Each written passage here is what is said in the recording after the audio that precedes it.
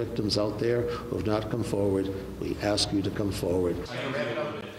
Tonight we're hearing from Buffalo Bishop Richard Malone a day after the diocese released the names of former priests accused of sexually abusing children.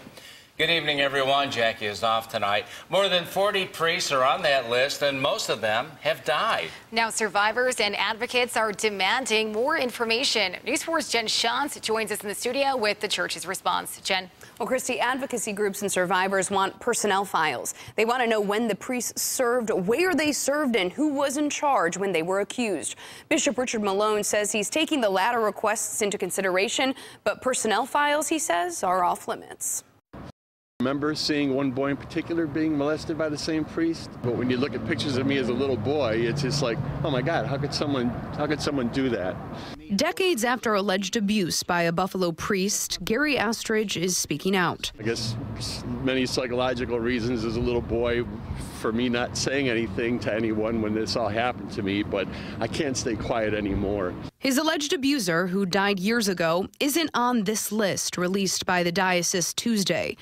He was a religious order priest and thus not directly under the diocese jurisdiction. And I did report it to the diocese in 2006, and they sent me a letter apologizing and saying if you'd like a personal apology, if you'd like counseling, we're here. And I actually met with them, but no resolve, really. Now, advocates and survivors like Gary are demanding more than names from the diocese.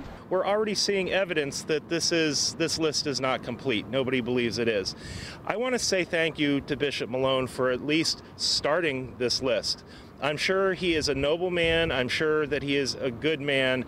But to us victims, it seems like he's talking out of both sides of his mouth. Bishop Richard Malone says he's taking the public's concerns into consideration, but he's not releasing any new information yet. The practice long ago was, I think, the way it was in many families. You know, something bad was going on in the family, they would try to deal with it within the family and not want to hang out the dirty laundry, so to speak.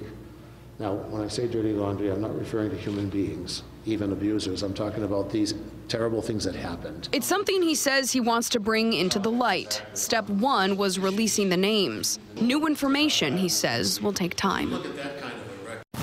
Now, survivors tell us, though, it's already been years. Full transparency, they say, needs to happen right now. Keep in mind the statute of limitations has passed on all of these cases, according to the DA. News 4 has attempted to contact the living priests accused of child sex abuse. There's 18 of them. Some answered our calls. Some said they had no comment. We left messages for those who didn't. None of them so far have agreed to be interviewed or speak with us on camera. Live in the studio, Jen Shantz, News 4 at 6.